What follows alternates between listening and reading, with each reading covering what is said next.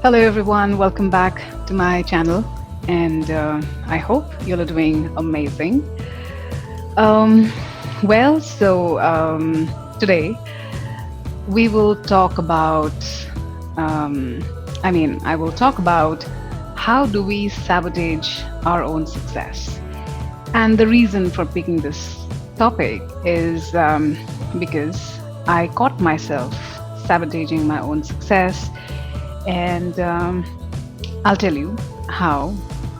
So, I'm happy to share with you all that I have been listed amongst the 101 most fabulous coaching leaders India by World HRD Congress, ET Now, and Canadian University Dubai.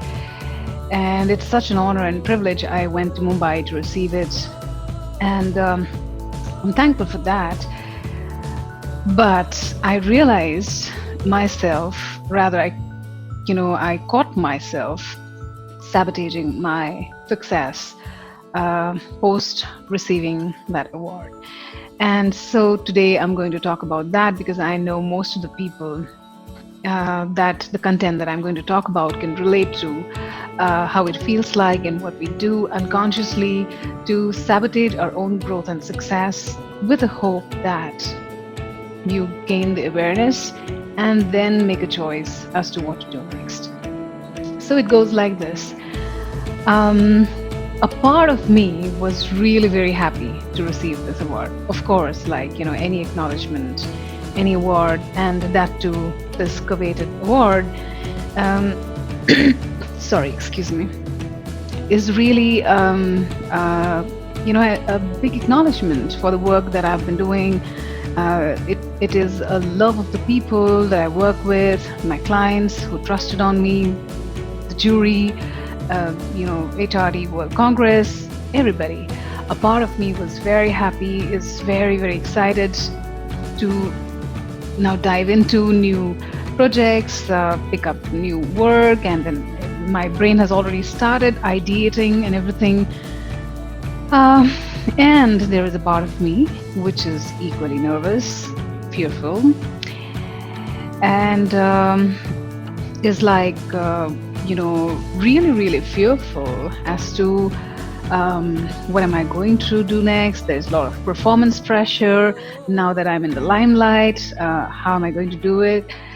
So there's this dual forces inside of me which is doing its work, and I just came back from a meeting, so that's the reason why you see me wearing this. And I was having the same discussion over there, and in fact I caught myself many times being pressured by the fact that when they say that, oh, now you are an award winner, and they see me in a different light, that is making me very uncomfortable. And so a lot of fears are coming up, fear, doubts, concerns. Now I have to perform really well. There's a lot of expectation, more than anybody's expectation. It is, self-expectation just come to the fore. And then I realized this is nothing but the upper limiting behavior. There's a beautiful book. I think I've mentioned about this book in one of my earlier videos as well. This book is by Gay Hendricks, where he talks about the behaviors that we unconsciously pick up, which sabotages our own success, which holds us back in taking the leap to our next level of growth. And because we get so stuck with these behaviors, what happens is we never scale up to our zone of genius. That's the next level of incompetencies, then level of competency, and then this level of the zone of genius, where things come to us effortlessly and we really enjoy doing it. And when I just caught myself doing the same thing, I caught my upper limiting behavior when I was doubting, being fearful, too much of pressure to perform, to now behave in a particular way, to be seen in a particular way. Thankfully, I caught myself. And that awareness actually solve half my problem.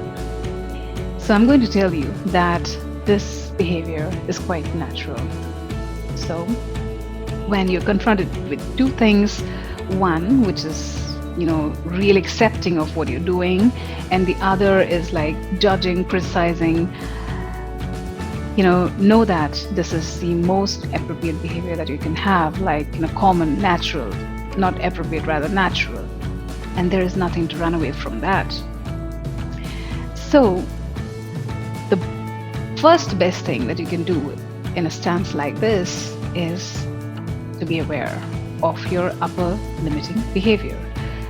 Being just aware that you're doing this is the first step. And the second one is ask yourself, who would you be when you drop all these fears and concerns? What is the stance that you would like to take? Because your journey ahead would depend on who you are being and what actions you're going to take. And ridiculously, both the being and the action taking would depend on what kind of thoughts you're putting in, what kind of emotions that you're running away from, or accepting, or pushing away, or abandoning. What is the perpetuating thought that is coming on, and as a result of which, you're going to take an action, and that action is going to create a result. So asking yourself this question, who do I choose to be, despite of all the chatters that's happening inside the mind, that's going to serve, because you're going to get the right answer for you when you ask this question. And I'm speaking from that space because this is what happened to me, and thankfully I did that clearing work for myself. I got present to my upper limiting behavior, and so I again asked myself, what is the stance that I would like to take, and what is my bigger intention, what's my why, right? Whenever there is a growth, we do suck, we do go through a lot of fears which will try to pull up, because that is protection, wanting to protect you from a lot of things. And just being aware and asking yourself, what is the stand you would like to take to fulfill your bigger intention. And lastly, I'm reminded of one quote: courage is not having fear, but taking action despite of having fear, right? If you can do that, if you can win over the mental battle that you'll be having, that's when you won't be sabotaging your own success or your own growth for that matter, right? So this is what I would like to leave here with today for you to ponder, because I come across a lot of people being in the same stance, who tell me, even in the coaching journey, that I'm fearful now that I'm going to lose the things which I was doing before because I'm on a new journey, transformative journey, and that is scary to me. Then I tell them, welcome on board. That's the best place to start the work, because you're getting present to your upper limiting behavior. And from this space, we can, once we do that deep work, we can go and scale to the next level. So wish you an awesome week ahead. Until next, take care. Bye-bye, and love you all. Thank you all very much for the love and recognition and the trust, most importantly. And bye-bye. Take care. Love you all.